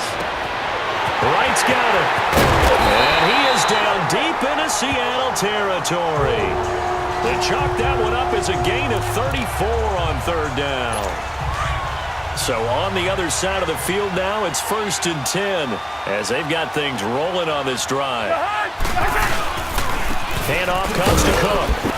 And just a couple yards there down to the 17. Early down stuff to put this offense in a precarious position. We know that securing the point of attack, especially against the big-bodied guys in the middle of this D, has got to be priority 1. Now a 2nd down throw for Cousins. And he's got his favorite target yet again. It's complete. 6 yards is the pickup, and that'll lead to a 3rd down. That was a nicely run slant route, and what the receiver's trying to do is make the defender think he's going upfield for a deeper route, and then breaks it off, usually after about 3 to 4 steps, and cuts towards the middle of the field. And now what he's trying to do is use his body to keep the defender away from the football and get the quarterback a really nice target. And he's got the 1st down as he gets it to the 8. Give him a gain of 4, able to convert, and that sets up 1st and goal now. One thing you're hoping for when you run drag routes, you're able to hit a receiver in stride, and he can pick up a lot of yardage after the catch. But in this situation, the defense was effective, able to stop him before he could get a good head of steam going. They'll give it to him up the middle. It's a gain of a couple, and it'll be 2nd and goal. Well, they certainly had success throwing the ball on this drive, and not as much running it as we just saw once again on that last play. Stopped after a very short gain. But I wouldn't abandon the run totally, because otherwise, pass rushers just tee off on your quarterback. It makes it very, very difficult for him in that situation. And he gets him a little bit closer. He takes it from the 6 inside the 5 to the 4. But a spotlight hit him once already tonight as he got into the end zone. He was trying to make it a double spotlight, wasn't he? But credit the defense, bottling him up, not letting him get in for the 2nd score there. And they're going to get to him, a sack. Sacked back at the 9-yard line. Frank Clark in there to get him the 6th time they've sacked him tonight. This has been a tough one for this offensive line. It appears almost like they've been on roller skates this entire game, the way they've been pushed around. 6 sacks given up in this one.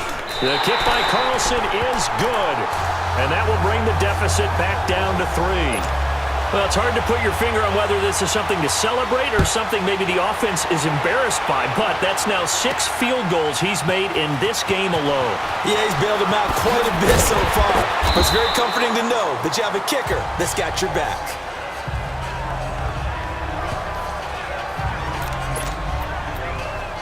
Seattle now ready to march onto the field. Last time out, they had that long 50-plus yard field goal that they missed. And I'm sure on their sideline they're thinking to themselves, okay, do we still want to try one if we're in that position again? And I would dare say that the answer would be yes. They're going to have a lot of confidence in their kicker. But just to be on the safe side, I'm sure they told their offensive guys, can we get a little bit closer this time? Closer. Yeah, you know, I'd rather get in the end zone first and foremost. But if all else fails, less of a field goal attempt for him. Wilson, flush to his right. Oh, he's got some breathing room. Nice move at the 40. And he's taken down, but not before getting this across midfield and just shy of the 40. Big yardage there on the scramble. It gets him a first down. All right, partner, I'm a defender, but I've got to express my admiration there.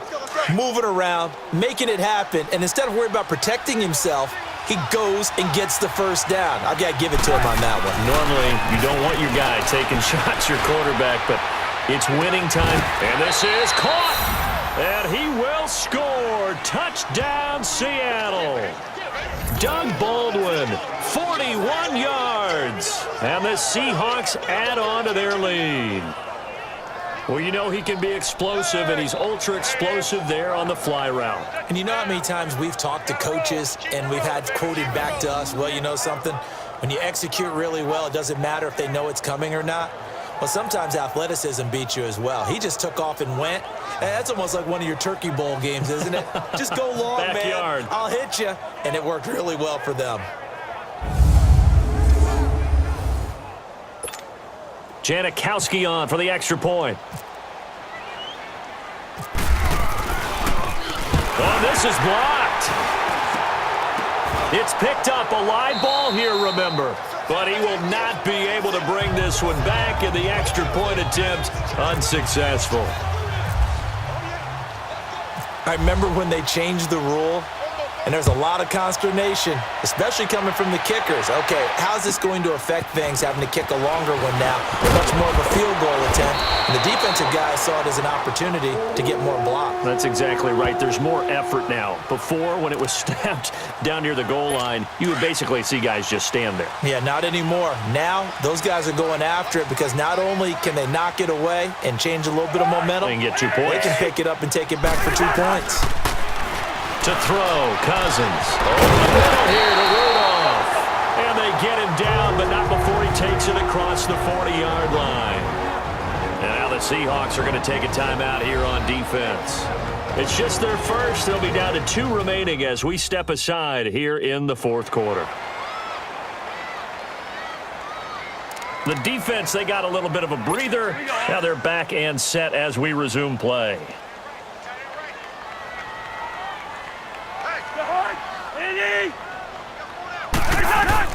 Cousins on first down. Throwing over the middle, but it's incomplete. He was looking for Adam Thielen there. And now it's second down.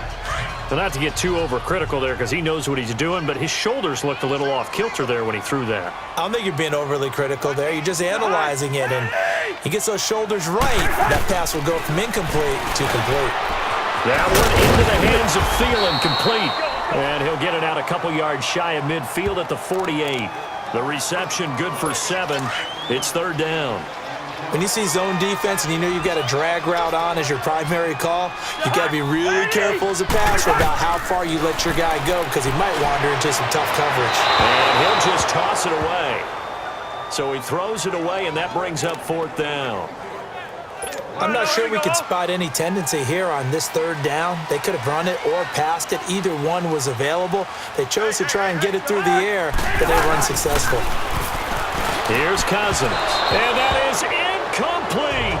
Mike Zimmer got to be unhappy with how that turned out. And the Seahawks, they'll get the football back in outstanding field position. So they really needed points here in a 2-score game. Could not come away with anything there on fourth. And while we know they're a little bit discouraged here, they can't check out of this game. You and I have called a good number of games over the course of our career where we've seen these types of situations. Teams get the ball back, and that miracle does occur. So they can't let that dream go just yet. They have to get stout on defense here. Yeah, right now really hoping for a turnover. Second and 10. It's Wilson again. Throwing over the middle, and it's incomplete. There to knock that one away defensively, Eric Kendricks. Well, partner, so much for the mismatch. How about the guy at the second level, that big linebacker, able to run with the receiver and make a play on the football? On third down, Wilson escaping the pressure right. He may try and run for this. And he'll be taken down, but not before getting this inside the 30. Able to find a lot of empty space there, picking up the first down at a 21-yard gain. That is an absolute backbreaker. That was a design passing play, wasn't a draw. You think you got him stopped, good coverage downfield, and he's able to pick up the first with his legs. Defensively, that kicks into your psyche and hurts a little. And intercepted, maybe the turning point they need. Picked off by Harrison Smith, and he will bring it out past the 20-yard line. Two-score game here in the fourth, and that pick, it kind of keeps the door ajar, doesn't it? It does, and you wonder about their strategy because with a two-score lead, you would think maybe you're just sitting on it and trying to drain some clock. It's almost like they felt like, hey, we've got a good cushion. And the Seahawks defense gets to him, and they bring him down. This offensive line flat out cannot handle this pass rush. We've seen it demonstrated time and time again to the tune of 7 sacks in this game thus far.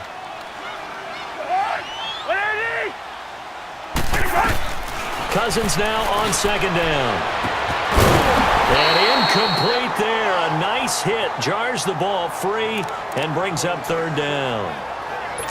Anytime a defense can sit back in a zone like that, it tends to create a lot of congestion in the middle of the field. Makes it very hard to slot one in. Looked like I-4 at rush hour in your hometown of Orlando, Florida. An absolute mess. It's complete. Swings it out to his running back.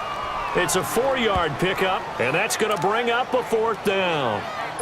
Did they maybe play that too safely on third down? I know you don't want to just throw a ball blindly downfield, but that didn't help them a whole lot. I think they probably said if it's open, take the shot. If not, get something safe because we do have fourth down to try and pick it up. It's caught by Treadwell. And they're going to get this one all the way out across the 45. The time to pull out the stops is now, and they convert there on fourth down. You know I'm going to lean towards the defender, right? You know I'm going to do that. I know. That's a tough situation for him as I see it.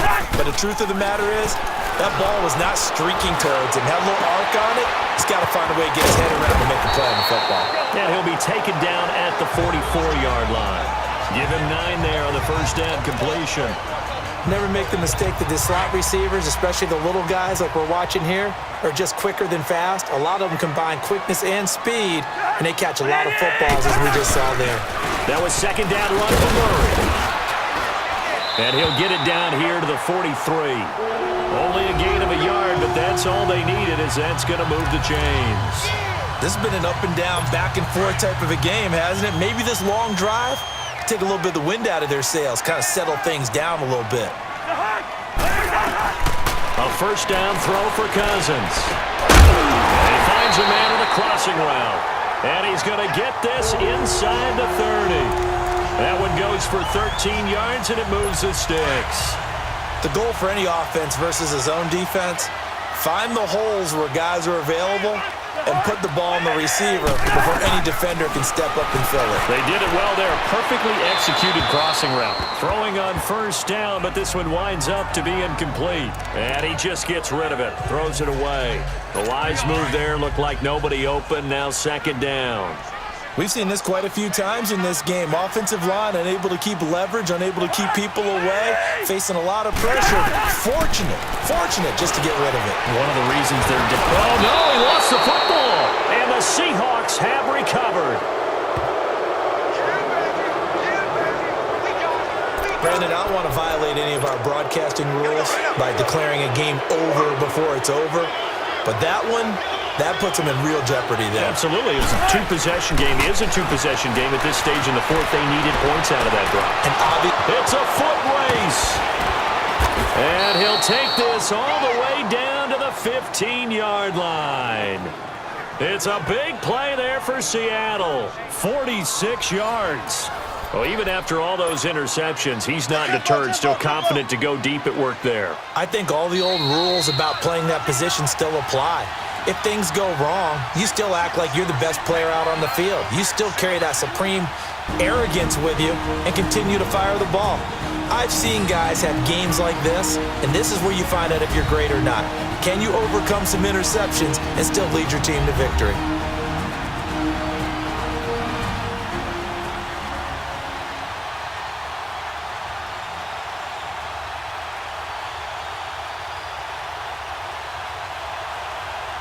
So it's Seahawk football as we march toward a conclusion. And the scoreboard on their side, they're just looking to melt away these final couple of minutes and put this one in the left-hand column. Tempo.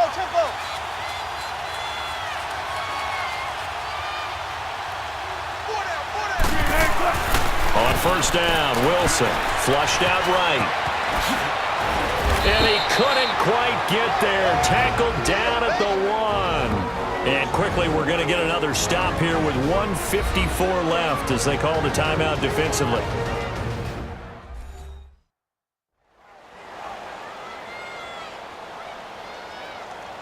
And now following that timeout, the defense back out onto the field. Let's get it. In and out. Come on, tempo.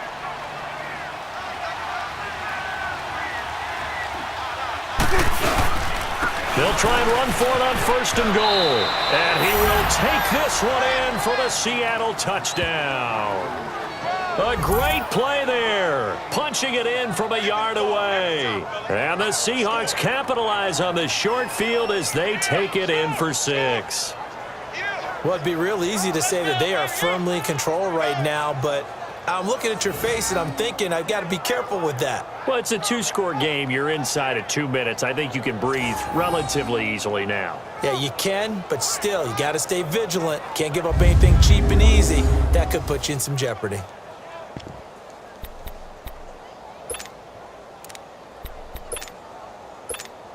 Still an important piece of business to take care of, the extra point. Janikowski good with the extra point, and the decision to just kick the extra point winds up successful. They had the short field, and they made quick work of it. Just 2 plays to get into the end zone.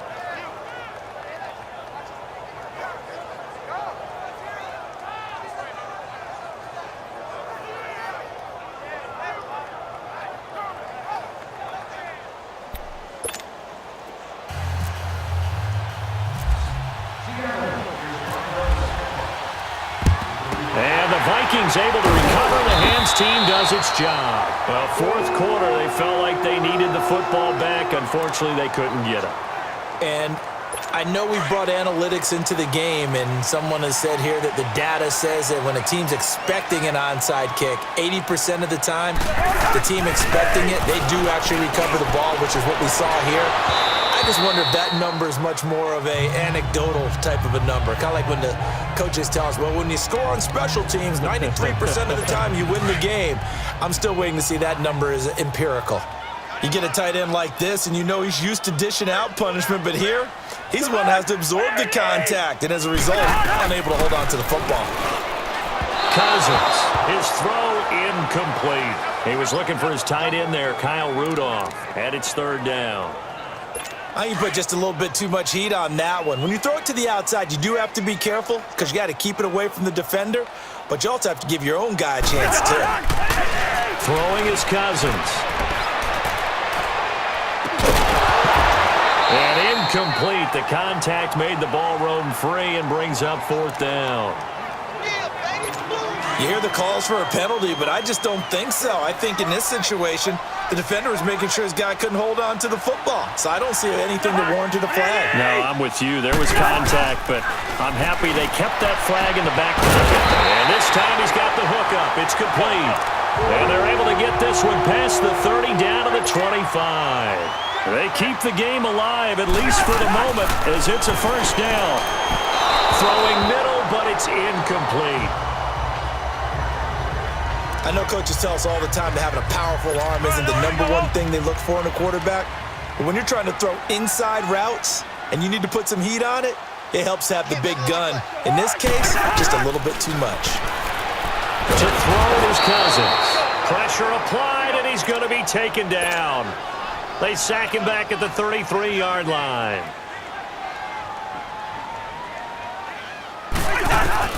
3rd and long for Cousins.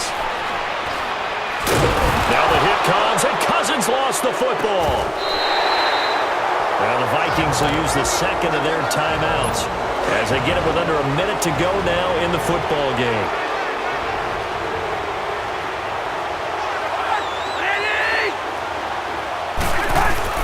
Desperation time. Cousins on 4th down. And they will not be able to hook up there. It's incomplete. They had to go for it with such little time remaining. Now the Seahawks call the second of their 3 timeouts. That'll leave them with just 1 remaining in this 4th quarter of play.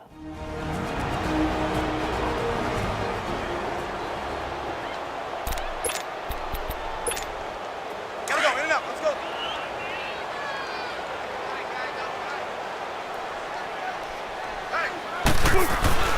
Wilson wants to throw it, eluding the pressure right. And some space here. And oh, he coughed it up. And he gets this inside the 35-yard line. The Vikings going to use their 3rd and final timeout as they'll stop it with just over 40 seconds to go in the game.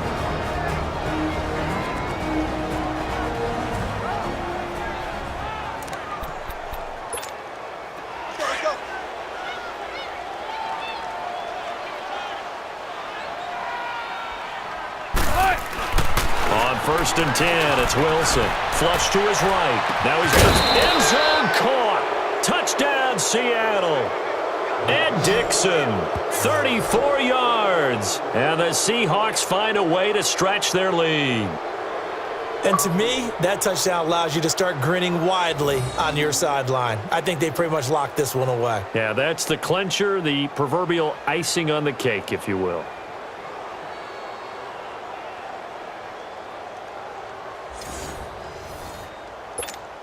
Janikowski now for the point after. And oh, it's blocked. And the defense picks it up. But he doesn't get far. They're able to stop him. And after all that, the extra point attempt unsuccessful. Well, times have definitely changed on the PAT, on the extra point, haven't they? A lot more effort goes into this play from both sides. Yeah, because let's face it, a lot of time on extra points, the effort is not what it is when you're trying to block a field goal. No doubt about it. And before, when the ball was snapped on the 2-yard line, it was really a virtual chip shot. Now everyone believes they can get to it and knock it away, and we know how crucial every point is. So the defensive guy... And he's going to be hit and taken down. Back right around the 48-yard line. They're going to need to get up and set in a hurry. And he'll indeed get him to the line and spike it here to stop the clock. And some secondary help here for the defense in the nickel on 3rd and long.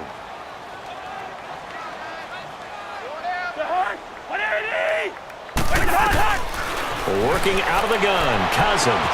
Got him there, it's right. And he'll be taken down, but not before getting this inside the 30. A pickup of 24 on the 3rd down conversion. And he'll indeed get him to the line and spike it here to stop the clock. And whistles, and they take their final timeout with 7 seconds left.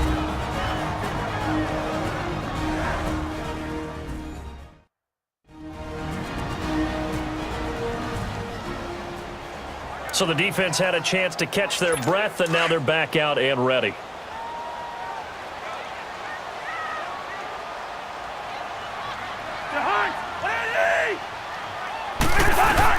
To the air again, it's Cousins. And that one almost intercepted. Call it a 50-50 ball. It falls incomplete, and now 3rd down. Before the game, they were running the route tree about as efficiently and effectively as we could have possibly imagined, but sometimes the passes just go awry. Yeah, let's face it, when you're running the route tree in pregame, you don't have defenders breathing down your neck. You don't have defensive backs making plays on the football. Hard to replicate the intensity of the game in pregame. A big offensive explosion helped leading them to victory, and the defensive guys, they're just saying, hey, put those points up every week, we'll just keep winning. They will gratefully accept them, won't they? It makes their job that much easier when they're scoring that many points, allows them to play with a totally different style and a different flow.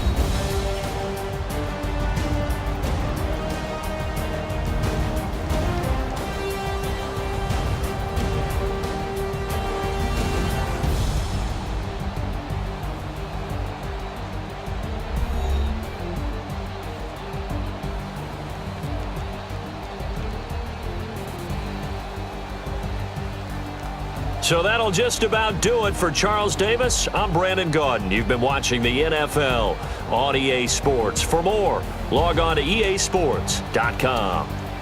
From Minneapolis, good night, everybody.